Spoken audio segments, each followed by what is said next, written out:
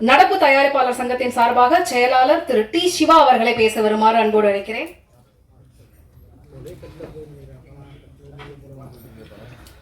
பாசமிகு தம்பி மாண்புமிகு அமைச்சர் ராஜ்மோகன் அவர்களுக்கு வணக்கம்.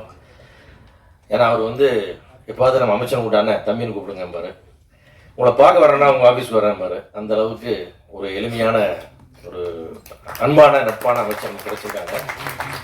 நான் முதல்வரை சந்திச்ச போது அவர்கிட்ட நான் சொன்ன ஒரு விஷயம் தான், சார் மிக்க நன்றி, தமிழ் எங்களுடைய தெரிஞ்ச அரசியல் வரலாற்றில் முதல் முறையாக சினிமா பற்றி தெரிஞ்ச சினிமாக்காரர்களை புரிஞ்ச நட்பான ஒருத்தர் சினிமாத்துறைக்கு அமைச்சராக கொடுத்துருக்கீங்க, நன்றின்னு நான் அப்படியே சொன்னேன். அதனால் ஒரு மட்டற்ற மகிழ்ச்சி. ஏன்னா இவ்வளவு ஃப்ரெண்ட்லியான ஒரு அமைச்சரை நாங்கள் இவ்வளோ வாழ்நாளில் சந்திக்கல. எல்லாரும் தூரமாக நிற்பாங்க, ஒரு வணக்கம் சொல்லுவோம், அதோட சரி. தவிர இந்த மாதிரி வாங்க நேன்னு கூப்பிடுற ஒரு அமைச்சர் எங்களுக்கு இல்லை. அதுவும் இந்த சினிமா துறை தெரிந்த அமைச்சர் எங்களுக்கு இது வரைக்கும் வந்ததில்லை. ஏன்னா நாங்கள் போய் ஒன்றுனே விளக்குவோம், அது அவங்களுக்கு புரியாது. அது நம்ம என்ன கேட்குறோமோ அது கரெக்டாக போய் ரீச்சே ஆகாது. அது ஏன்னா அவங்களுடைய பல்வேறு வேலைகளில் இது கவனம் செலுத்த முடியல. இது மேலே ஒரு பேஷன் வேணும்னு நம்ம சொல்லுவோம், ஒரு சினிமா மேலே ஒரு லவ் இருக்கணும், அப்போ தான் அதை செய்ய முடியும்.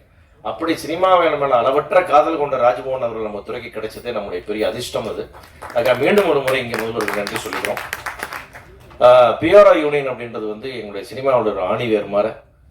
ஒரு படம் எடுக்கலான்னு யோசிக்கும் போது முதல்ல பிஆர்ஓட இருந்து ஆரம்பிச்சு படம் முடிச்சு ரிலீஸ் ஆகி சக்ஸஸ் மீட்டு அதனுடைய தொடர்ச்சிகள் வரைக்கும் எங்களோட டிராவல் பண்ணுற மிக முக்கியமான ஒரு பார்ட் எங்களுடைய வலதுகரம் இந்த பிஆர்ஓஸ்.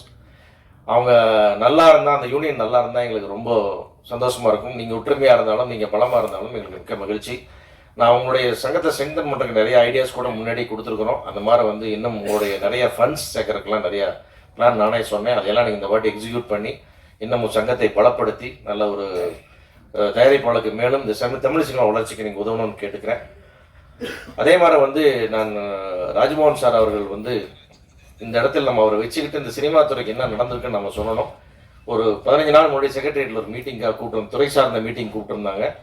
அவர் அருண் ஐஏஎஸ் அவர்கள் தலைமையில் ஒரு மீட்டிங், நம்ம மனோஜ் பரமஹம்ச சார் அவர்கள் கலந்துக்கிட்டாங்க. நாங்கள் எல்லாரும் போயிருந்தோம்.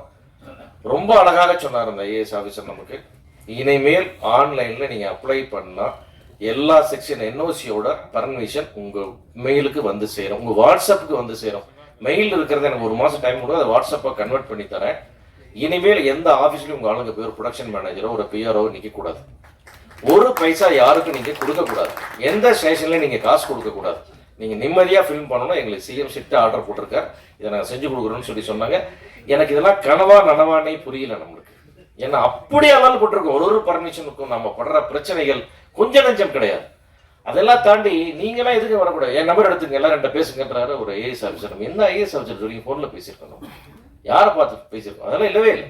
அதனால நம்ம ஒரு பெரிய பொற்காலம் நமக்கு கிடைச்சிருக்கு. சரி, இதை முறையாக பயன்படுத்திக்கிறோம். அதுக்கு நம்முடைய தமிழ் சினிமா வரலாற்றில் இதுதான் இந்த காலம் தான் இது பொற்காலம். தமிழ் சினிமாவுக்கு என்ன வேணுமோ செஞ்சு கொடுக்குற அதை புரிஞ்ச ஒருத்தர் நம்மளோட இருக்கார். அதனால நம்முடைய கோரிக்கை என்பதெல்லாம் உரிமையாக கேட்குற மாதிரி நம்ம அவர்கிட்ட கேட்கலாம். அது என்னென்னலாம் மேக்ஸிமம் பாசிபிலிட்டிஸ் இருக்கோ எல்லாத்தையும் நம்ம பண்ணி கொடுப்பார். இன்றைக்கு கூட ஒரு படப்பிடிப்பில் கலந்துக்கிட்டு தான் நம்ம நேரம் அங்கே வரேன். ஷூட்டிங் ஒரு பப்ளிக் பிளேஸில் நடக்குது. முன்னாடி எல்லாம் ஒரு போலீஸ் வண்டி வரும், அதுக்கு கொடுக்கணும். அப்புறம் டிராஃபிக் வண்டி வரும், அதுக்கு கொடுக்கணும். பெட்ரோல் வண்டி வரும், அது கொடுக்கணும். இன்றைக்கு ஷூட்டிங் ஸ்பாட்டில் நான் இருந்தேன். 3 வண்டி நின்னாங்க, பார்த்தாங்க, போயிட்டாங்க. ப்ரொடக்ஷன் யாரா பேர் இல்லை, சும்மா பார்க்க வந்தேன், நீங்கள் போங்க. ஒருத்தர் கூடங்க ஒரு டிஸ்டர்பன்ஸ் பண்ணல. இந்த ஏரியாவுக்கு நான் வந்திருக்கேன், நான் தான் இந்த ஏரியாவுக்கு வஸ்தாது, நம்ம பேட்டையில் எடுக்கிறீங்க, நம்ம இதில் எடுக்கிறீங்க, அதெல்லாம் எதுவுமே இல்லை. இதெல்லாம் நடந்துகிட்டே இருக்கு. சரண் 2 வண்டி நிற்குது. அந்த ஏரியா எம்எல்ஏ, தமிழக வெற்றி கழகத்தோட எம்எல்ஏ செந்தில்குமார் இறங்குறாரு. ஷூட்டிங் நான் ப்ரொடக்ஷன் மேனேஜரை கூப்பிட்டாரு. எங்கள் தொகுதியில் நீங்கள் படம் எடுக்கிறீங்க, ரொம்ப மகிழ்ச்சி, அடிக்கடி வரணும், எந்த தொந்தரவு வந்தாலும் என்னையா தம்பியை அசிஸ்டண்ட்டை கான்டாக்ட் பண்ண நம்பர் கொடுத்துட்டு யாருக்கு 5 பைசா பணம் கொடுத்துறாதீங்க, இது எங்கள் முதல்வருடைய உத்தரவு. அவர் சொல்லிட்டு அவர் வண்டி 2 போயிட்டு இப்படி ஒரு எம்எல்ஏவா என்ன நடக்குது நம்ம ஊரில்? இப்படி எல்லாமே எங்களுக்கு பிரமிப்பாகவே நடந்து கொண்டிருக்கு. அடிக்கடி கிள்ளி பார்த்துக்க வேண்டியிருக்குது, கனவா நனவான. அந்த அளவுக்கு ஒரு அற்புதமான ஆட்சியை கொடுத்து கொண்டிருக்கிற நம்முடைய முதல்வரோட ஆட்சியில் இருக்கிற நம்முடைய ராஜ்மோகன் சாருக்கு மிக்க நன்றி. இவ்வளோ பேஷண்டாக நீங்கள் இவ்வளோ வேலைக்கு நடுவில் இவ்வளோ சிரமமாக இருக்கீங்க. உங்களை பலமுறை நேரில் பார்த்தேன், எத்தனை வேலை போடும் அப்படின்ட்டு. அதெல்லாம் தாண்டி நீங்கள் எங்களுக்கு இவ்வளோ நேரம் கலந்துக்கிட்டீங்க.